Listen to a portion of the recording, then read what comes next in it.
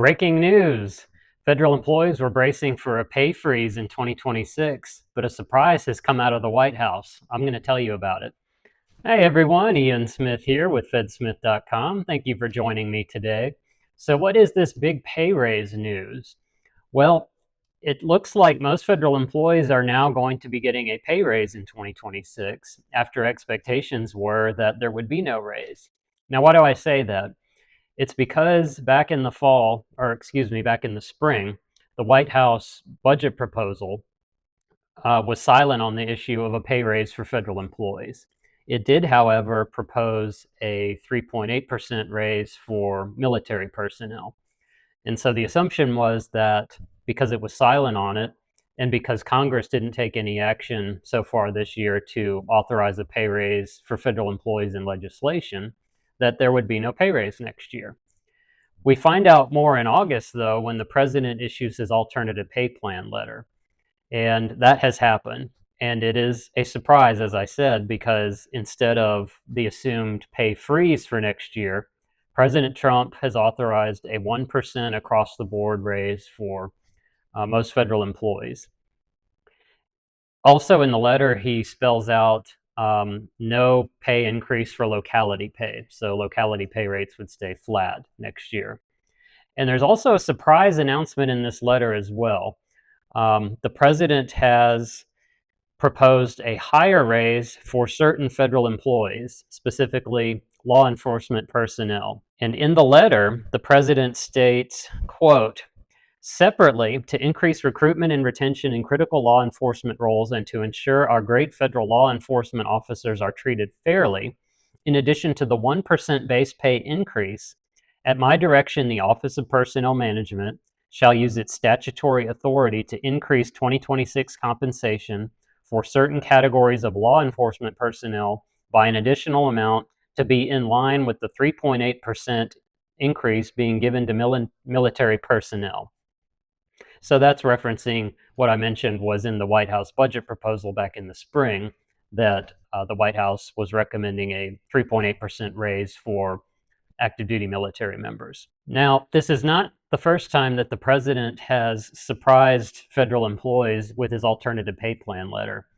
Back in 2020, for instance, with the 2020 pay raise, he had initially proposed a pay freeze for that year's pay raise, but then he wound up proposing a 2.6% pay raise in his alternative pay plan letter.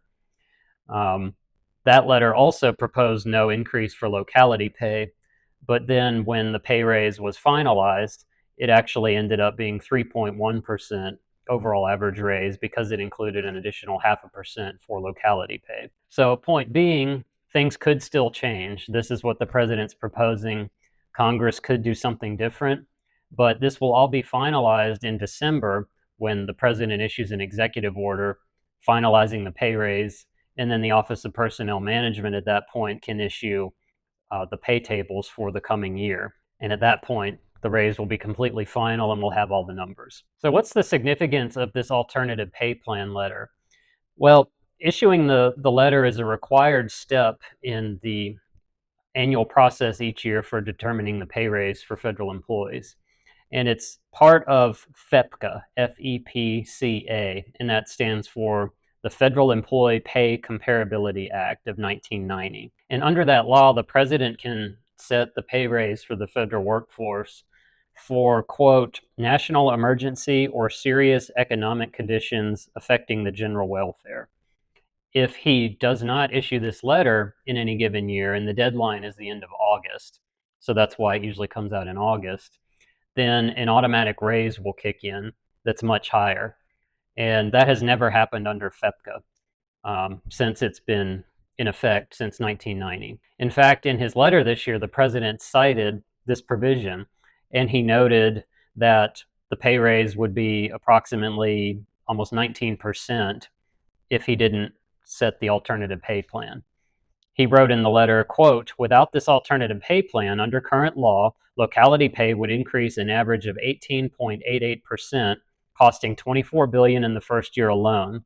This change would go into effect in January 2026, along with an additional 3.3% across the board increase for the base general schedule. And then the president noted later in the letter that it's important to be fiscally responsible. He wrote, quote, "We must maintain efforts to put our nation on a fiscally sustainable course. Federal agency budgets cannot sustain such irresponsible increases." And again, that's referring to that large, almost 19% pay increase that would kick in if he did not issue the alternative pay plan letter. Accordingly, I've determined that it is appropriate to exercise my authority to set alternative pay adjustments for 2026. And one last point I'll leave you with: there is sometimes confusion surrounding the annual pay raise and the COLA for retired federal employees. Sometimes people will use the terms interchangeably. They'll talk about the COLA this year for the federal workforce. The terms are actually not the same. COLA stands for cost of living adjustment, and that only applies to retired federal employees. It's determined by an automatic formula each year based on the CPI, the Consumer Price Index. And so retired federal employees won't know what their annuity increase is until October. That's when that information comes out. So this pay raise only applies to current federal employees, primarily under the general schedule. I'll leave a link in the description to an article that goes into more details on this subject. So this is good news for federal employees because, again, the expectation was that there was not going to be a pay raise for federal employees in 2026.